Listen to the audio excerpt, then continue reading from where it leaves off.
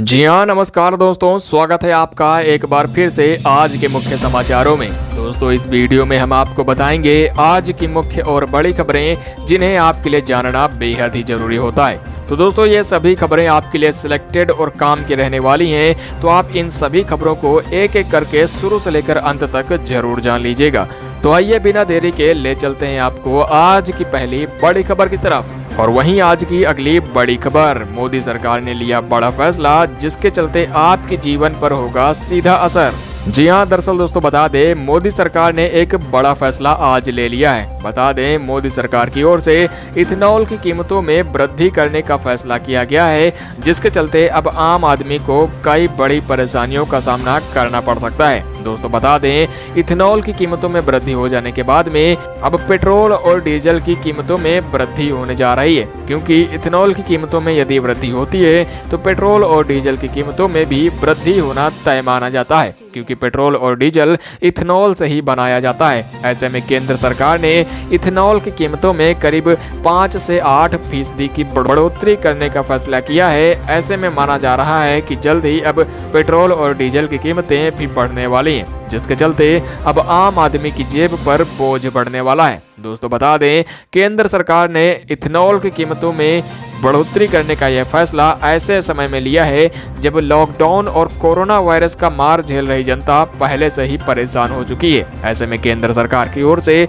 Petrol और diesel की कीमतों में वृद्धि करने के बाद में ये दोहरी मार जनता के ऊपर पड़ने वाली है। दोस्तों बता दें, केंद्र सरकार की ओर से ये फैसला प्रदूषण को कम करने के लिए लिया गया है, क्योंकि जब पेट्रोल और डीजल की कीमतें बढ़ जाएंगी तो ऐसे में गाड़ियों का चलना भी कम हो जाएगा, और ऐसे में माना जा रहा है कि पेट्रोल और डीजल की कीमतें प्रदूषण को कम करने में एक अहम भूमिका निभा सकती हैं। और वहीं अगली बड़ी खबर, फिर बढ़ा कोरोना तो सरकार ने 30 नवंबर तक लागू किया लॉकडाउन। जी हाँ, दरअसल दोस्तों बता दें, कोरोना वायरस के संक्रमण को देखते हुए एक बार फिर से महाराष्ट्र सरकार ने राज्य में लॉकडाउन को अगले महीने 30 नवंबर तक के लिए बढ़ा दिया है। दरअसल बता दें, लॉकडाउन को लेकर महाराष्ट्र सरकार की ओर से जल्द ही दिशा निर्देश भी जारी कर दिए जाएंगे। बता दें कि कोरोना के केसों के मामले में महाराष्ट्र नंबर 1 पर बना हुआ है। बता दें कि महाराष्ट्र में अब तक कोरोना वायरस के मामले की संख्या 16,60,766 तक पहुंच चुकी है, और ऐसे में कोरोना के मामले एक बार फिर से महाराष्ट्र राज्य में बढ़ने शुरू हो गए हैं, जिसको देखते हुए महाराष्ट्र सरकार की ओर से 30 नवंबर तक के लिए पूरे राज्य में संपूर्ण लॉकडाउन को लागू करने का फैसला लिया गया है। और वहीं आज की अगली बड़ी खबर, केंद्र सरकार बना रही जनधन खाते में 1,500 रुपए देने का विचार, जाने किसे मिलेगा फायदा। जी हाँ, दरअसल दोस्तों बता दें कि जैसा कि आप सभी जानते हैं, कोरोना संक्रमण महामारी के बीच सरकार ने गरीबों और प्रवासी मजदूरों की दिक्कतों को देखते हुए कई योजनाओं की शुरुआत की थी। इन्हीं की योजनाओं के चलते मोदी सरकार एक बार फिर से जनधन खातों में सीधे पैसे देकर मदद कर रही है। दरअसल बता दें कि मोदी सरकार एक बार फिर से जनधन खातों में पैसे भेजने का विचार कर रही है। सरकार ये मदद आप सभी के खाते में त्योहारों से पहले ही भेज सकती है। दोस्तों बता दें कि सरकार गरीब और कमजोर वर्ग के लिए तीसरे प्रोत्साहन पैकेज यानी तीसरे राहत पैकेज की ऐलान की भी तैयारी में लगी हुई है, जिसमें मोदी सरकार अनाज और पैसे देने की भी घोषणा जल्द ही कर सकती है। और इसी के साथ साथ जनधन खातों में 1,500 रुपए एक बार फिर से मोदी सरकार भेज सकती है। तो यदि आपके पास में अभी तक जनधन खाता नहीं है तो आप किसी भी नज़दीकी बैंक में जाकर अपना भी जनधन खाता खुलवा सकते हैं। खाता खुलवाने के लिए कोई भी आपका एक आईडी कार्ड, जिसमें आपका driving licence, PAN card, voter ID card या फिर मनरेगा का जॉब कार्ड या फिर आपका आधार कार्ड लगने वाला है। साथ में आपका कोई भी एक फोटो पासपोर्ट साइज का लगेगा, जिसके बाद में आपका भी जनधन खाता खुल जाएगा। और वहीं आज की अगली बड़ी खबर, प्याज की कीमतें अभी और होंगी कम, सरकार का ऐलान जारी होगा 1 लाख टन का बफर स्टॉक। जी हाँ, दरअसल दोस्तों बता दें कि दिवाली से पहले ही प्याज की कीमतें और कम हो सकती हैं, क्योंकि सरकार प्याज का 1 lakh ton buffer stock market में लाने जा रही है। दोस्तों बता दें कि बफर स्टॉक मार्केट में आ जाने के बाद में प्याज की कीमतों में काफी कमी आ सकती है। केंद्रीय कृषि मंत्री नरेंद्र सिंह तोमर ने बताया है कि आम लोगों को राहत पहुंचाने के लिए ही सरकार ने 1 lakh ton buffer stock release करने का फैसला किया है। जिसके बाद में प्याज की कीमतों में करीब 20 से 25 रुपए की कमी आ सकती है। फिलहाल बता दें कि कई बड़े महानगरों में प्याज की कीमतें 80 रुपए से लेकर 90 रुपए प्रति किलो पर बनी हुई हैं। ऐसे में बफर स्टॉक आ जाने के बाद में प्याज की कीमतों में कमी आ सकती है। फिलहाल आपके राज्य में, आपके शहर में या फिर आपके गांव में प्याज की कीमतें कितने रुपए में बनी हुई हैं? कमेंट बॉक्स में अपना जवाब जरूर बताइएगा। और वहीं अगली बड़ी खबर, 6,000 रुपए लेने के लिए किसान भाई जरूर कर लें ये काम, वरना सरकार खाते में नहीं भेजेगी पैसे। जी हाँ, दरअसल दोस्तों बता दें कि आप भी यदि पीएम किसान सम्मान निधि योजना के तहत सालाना 6,000 रुपए का फायदा लेना चाहते हैं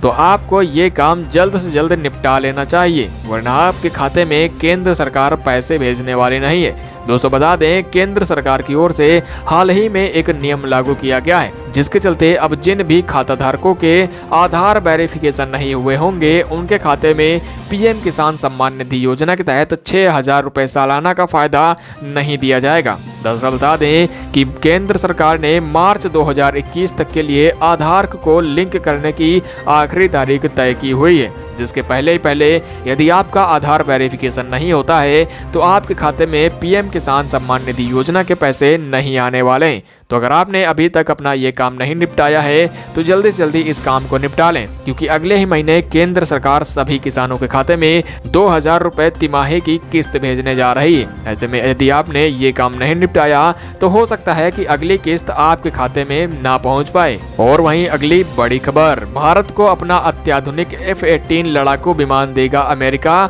चीन पाकिस्तान की हवा हुई टाइट। जी हाँ, दरअसल दोस्तों बता दें कि भारत के साथ अमेरिका ने कई बड़े रक्षा समझौते किए हैं। दरअसल बता दें, अमेरिका की ओर से भारत को अब लड़ाकू विमान F-18 देने की पेशकश की गई है।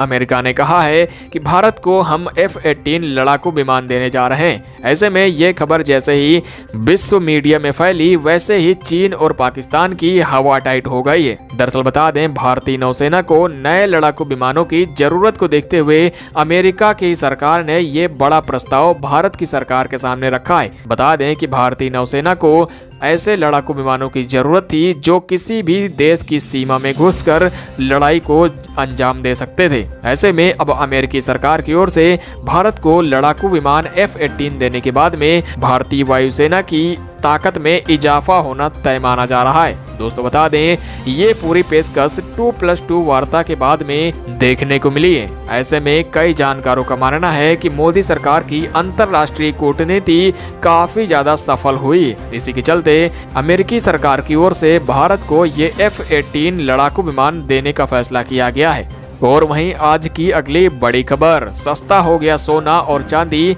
जाने आज के ताजा भाव। जी हाँ, दरअसल दोस्तों बता दें कि आज के ताजा भाव में सोने और चांदी की कीमतों में जबरदस्त गिरावट देखी गई है। दरअसल बता दें कि दिवाली से पहले सोने और चांदी की खरीदारी करने वालों के लिए ये कमी काफी ज्यादा फायदेमंद देखी जा रही है। बता दें कि सर्राफा बाजारों में आज सोने और चांदी की कीमतों में काफी बड़ी गिरावट दर्ज की गई है। बता दें कि 24 कैरेट गोल्ड की कीमतों में 280 रुपए प्रति 10 ग्राम की गिरावट दर्ज हुई है, जिसके बाद में अब सोना 50,710 रुपए प्रति 10 ग्राम पर खुला है।